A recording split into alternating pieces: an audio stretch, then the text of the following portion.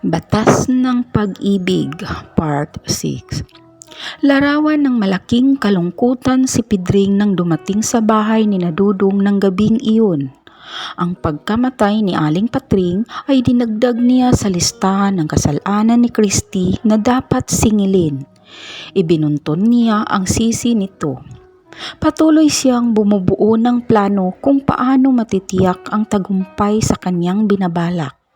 Batid ni Pedring na ang tanging makapagpahupa ng kanyang puot ay ang katuparan ng balak laban sa dalaga. Bawat salitang namumutawi sa bibig ni Christy na punong-puno ng pakiusap at pagmamakaawa ay musika sa kanyang tinga. Bawat luhang bumubukal sa mata nito ay tubig na unti-unting lulusaw sa kanyang puot. Titighaw sa uhaw niya sa paghihiganti. Tulad ng dati, si Dudong pa lang ang naroon sa bahay. Masipag siya. Kahit maghapong nagtatrabaho sa talyer ay hindi nakakalimot na linisin at ayusin ang bahay tuwing darating. Hawak nito ang walis tambo at dustpan. Napasarap yata ang kwentuhan ninyo ni Aling Patring, nakangiting wika ni Dudong. Hindi kami nagkita ni Aling Patring. Tila nanghihinayang na wika ni Pedring na naupo sa sofa. Bakit? Napatitig si Dudong sa pagwawalis at nagtatakang napatingin sa kaibigan. Minala si Aling Patring sa pag-uwi sa pagdalaw sa akin. Basag ang tinig ni Pedring. Ibig niyang mapaiyak. Minalas na paano? Ipinagpatuloy ang pagwawalis sa mga dumi patungo sa dustpan. Ngunit kapag natitiyak ng nasa tamang lugar ang walis, ay susulyap sa kaibigan at ipagpapatuloy ang ginagawa. Walang katugunang narinig si Dudong kay Pedring. Nakasulyap ito sa maliit na bintana at nakatingin sa kawalan. Parang nagbibilang ng bituin gayong wala naman. Hindi na nagsalita si Dudong, tinapos na lamang ang ginagawa at lumapit sa kusina. Dumampot ng isang tasa at lumapit sa termos. Naglagay ito ng mainit na tubig sa hawak na tasa at pagkatapos ay nilagyan ng kape at asukal. Kahit ang ingay na nakika ng bahagyang pagdiin ng kutsara sa tasa ay hindi umagaw sa atensyon ni Pedring. Nakatanaw ito sa bintana at nakatingin sa kawalan. Namatanda na yata itong kaibigan ko, wika ni Dudong sa sarili. Kapihan mo muna diri. Saka lamang parang natauhan si Pedring. Tumingin siya sa kaibigan at dinampot ang tasa ng kape, ipinatong sa mesitang nasa harap. Pinagmamasdan ang mga usok na nagmumula doon habang naghihintay sa muling sasabihin ni Dudong. Hindi mo sinagot ang tanong ko kanina. Si Dudong na muli ang nagbukas ng usapan. Pasensya ka na, Dudong. Ano bang tinatanong mo? Bakit hindi mo nakita si Aling Patring? Wala na si Dudong, patay na siya. Bakit nagkaganon? Kilakalakas pa nang dumalaw siya sa iyo. Parang walang sakit. Paliwanag ni Dudong. Hindi makapaniwala sa sinabi ng kaibigan. Nabundol ng sasakyan. Parang ako na rin ang naging dahilan sa kanyang kamatayan. Lalong nadagdagan ang pagtataka sa mukha ni Dudong. Nalarawan doon ang malaking paghahangad na marinig ang salaysay ng kaibigan kung paano namatay ang matandang babae. Bakit mo naman nasabi ang ganyan, Pedring? Minalas siya noong dumalaw sa akin. Pag-uwi niya ay nabundol ng sasakyan. Hindi na siya umabot sa ospital. Malakas ang pagkagabagok ng ulo sa simento. Kawawa naman. Alam mo, Pedring, minsan gusto ko na ring maghinanakit sa Diyos. Napatingin sa kaibigan si Pedring. Sa sinabi nito ay nakakuha siya ng kakampi. Parang nabawasan ang nararamdaman niyang pagkaapi at hinanakit sa buhay dahil sa pagkamatay ni Aling Patring. Bakit kung sino ang mabait, siya kaagad ang namamatay, samantalang mayroon diyan sinusunog na ang kaluluwa sa impyerno, pinagpapala pa. Nanunumbat ang tinig ni Dodong. Masakit din sa akin ang nangyari kay Aling Patring. Namatay siyang ang dahilan ay pagmamalasakit sa akin, wika ni Pedring nang sinundan ng paghigop ng kape. Kung tutuusin, ako ang naging metsa ng kanyang kamatayan. May katiyakang wika ni Pedring. Siguro talagang hanggang doon lang ang buhay ni Aling Patring, Pedring. Nagkataon lang sa pagdalaw sa iyo na tapat. Pagkawika ay tumayo si Dudong at nagpunta sa kusina na ilang hakbang lang mula sa sala. Kung tutuusin, ang bahaging ito ng bahay ni Dudong ay kasama pa sa sala. Tanging kortinang damit lang ang humahati. Sandali lang, lulutuin ko itong binili kong galunggong. Ako ang maglilinis, Dudong. Pagod ang kamay mo at mata, masamang mabasa. Tumayo si Pedring at nagtungo sa kusina. Matapos ang ilang paghigop ng kape ay inilapag sa gilid ng lababo. Saglit na nagpalingalinga si Pedring bago nakita ang hinahanap na kutsilyong gagamitin sa paglilinis ng isda. Ngunit hindi umalis si Dudong sa kusina. Napaupo siya sa bangko sa gilid ng kwadradong mesa. Ipinagpatuloy nito ang pakikipag-usap kay Pedring habang ito ay naglilinis ng isda. May koneksyon pa rin sa pagkamatay ni Aling Patring ang paksang kanilang tinatalakay. Sino na ang nakatira sa bahay ni Aling Patring? Umpisa ni Dudong. Wala akong nakita roon kundi ang panganay na anak ni Aling Patring, babae. Suzy ang pangalan. Wika ni Pedring nang patuloy sa paglilinis ng isda. Ganun pala ang bahay ng isang namatayan na kilala mo, ang lungkot pagmasdan, luksang-luksa. Nasa isip mo lang yun, Pedring. Siguro nga. Hindi ba taga roon yung babaeng hinablutan mo ng kwintas? Si Dudong ang nagbukas ng usapan. Taga roon nga. Kung makita mo, makilala mo pa? Siyempre naman. Hinding-hindi ko malilimutan ang kanyang pagmumukha, higit ang mga kuko niyang sumira sa aking mukha.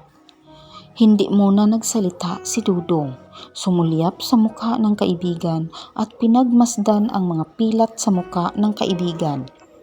Hindi ka ba nag-iisip na gumanti sa babaeng yun? Seryosong tanong ni Dudong sa kaibigan. Hindi na, ipinapasa Diyos ko na lamang ang lahat. Ngunit kapag pagmasdan, hindi bukal sa kalooban ni Pedring ang mga salitang namutawi sa labi.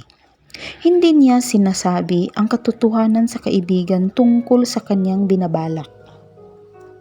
Maagang natulog ang magkaibigan matapos maghapunan dahil papasok sa trabaho kinabukasan. Maaga silang gumising at naghanda sa pagpasok.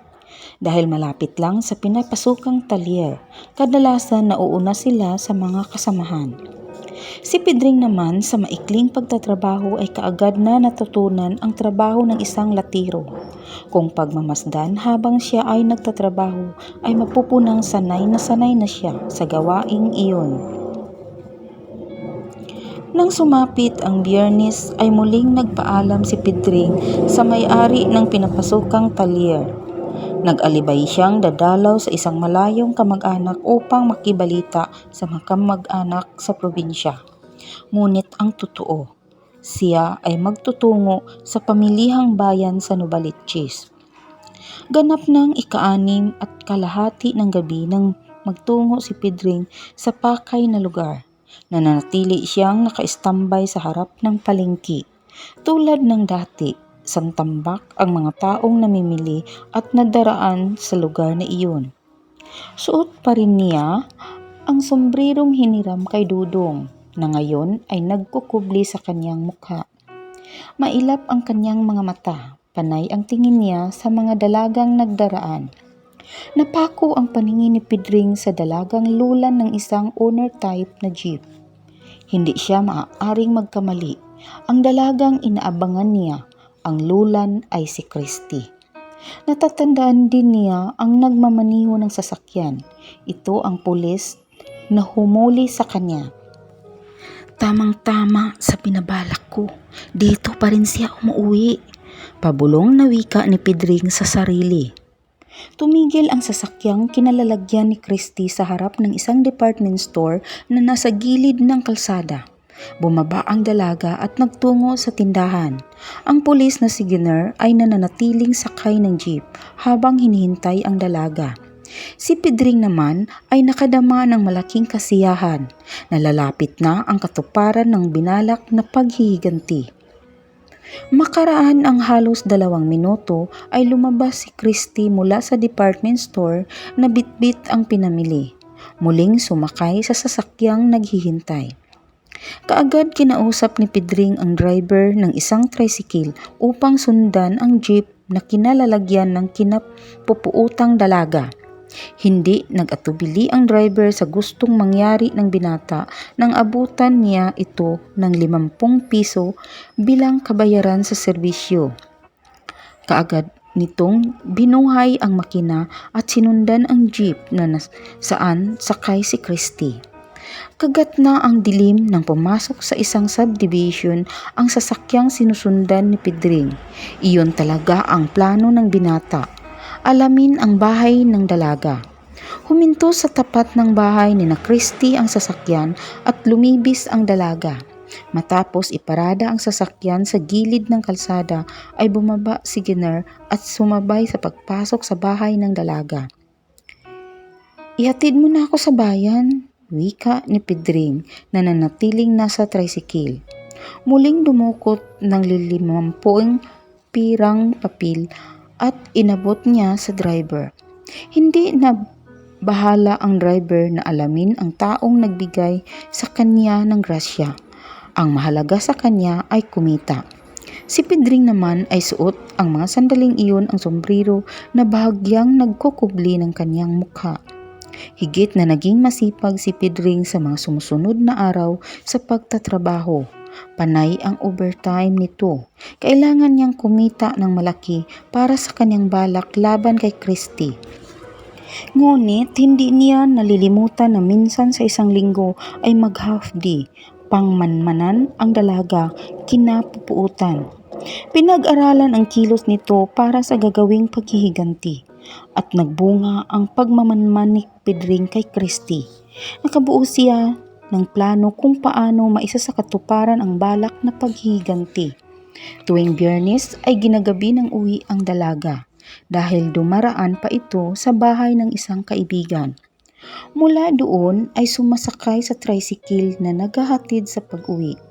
Natiyak ni Pedring na madali niyang maisasagawa ang pagkidnap kay Christy sa loob ng subdivision dahil dito ay mangilan-ngilan lang ang nakatira at nakatirik na mga bahay.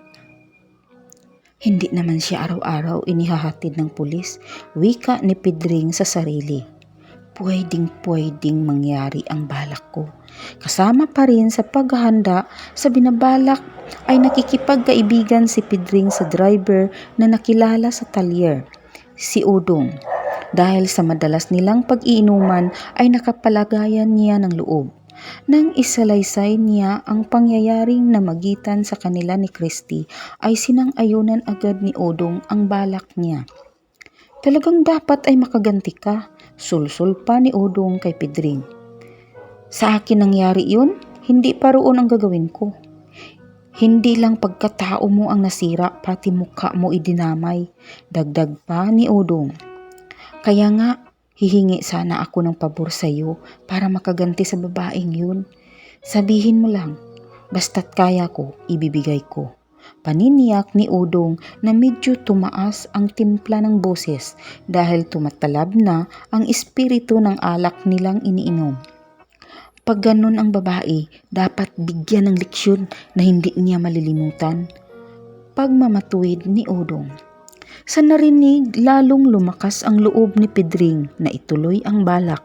Natiyak niyang hindi lang isang kakilala si Udong, kung hindi isang tunay na kakampi. Si Udong ay taal na taga Maynila. Mula siya sa isang probinsya sa Mindanao. Tulad ni Pedring, nakikipagsapalaran din sa syudad. Kaya lang may problema. Sadyang ibinitin ni Pedring ang ibig sabihin. Ibig niyang tiyakin kung may interes ang kaharap sa sasabihin. Saan magkakaproblema? Sa hihingin mo sa aking pabor. Pagkaya ko, okay lang sa akin. Lalong nagiging matabil si Udong pagkatapos muling tumagay ng alak. Problema ang sasakyang gagamitin ko upang madala sa probinsya sa Kristi. Dapat ay kakampi ko ang magmamaneho nun. No problem, akong bahala sa parting yun. Muling dinampot ni Udong ang baso, nakalalapag lang ni Pedring. Nagsalin ng alak. Sagutin mo lang ang boundary ng inilalabas kong taksi. Ihahatid kita. Walang problema sa gastusin, Udong. Naghanda ako ng gastusin doon, paniniyak ni Pedring. Sa pag-iinumang iyon ay nabuo ng dalawa ang magiging papel ni Udong sa gagawing pagdukot ni Pedring sa dalagang kinapupuutan. Ito ang magmamaniho ng sasakyan na magdadala kay Kristi patungo sa probinsya ni Pedring. Hindi pa man nagkaroon ng katuparan, ang maitim na balak ay nagdidiriwang na ang kalooban ng binata sa nalalapit na tagumpay. Nagtapos ang paghaharap ni Udong at Pedring sa pagtos ng baso ng alak na sabay nilang tutunggain. Para sa ating tagumpay, magkasabay nilang wika habang pinagpingkian ang bibig ng dalawang baso. Dahil talab na ang espiritu ng alak sa katawan ng dalawa, hindi na nila nalasahan ang mahirap ipaliwanag na lasa ng alak. Walang anuman nila itong nilago. Mga ka-lovely, hintayin ang susunod na kabanata sa kwentong ito na magpapaantig sa inyong mga puso. At huwag kalimutang mag-like, share, comment sa ating video. At kung bago ka pa lang sa channel na ito, huwag kalimutang mag-subscribe at pakiclick ng bell para ma-notify kayo sa mga bago nating upload. At sa mga gustong magpa-shoutout, mag-iwan lamang kayo ng comment sa comment section. At sa mga nais magpadala ng mga sariling kwento, pwede ninyo itong ipadala sa aking email linlove7@gmail.com o di kaya sa aking FB Lovely ko. Maraming salamat sa inyong suporta at pakikinig hanggang sa muli. Ito ang inyong Ate Lovely. God bless and more power.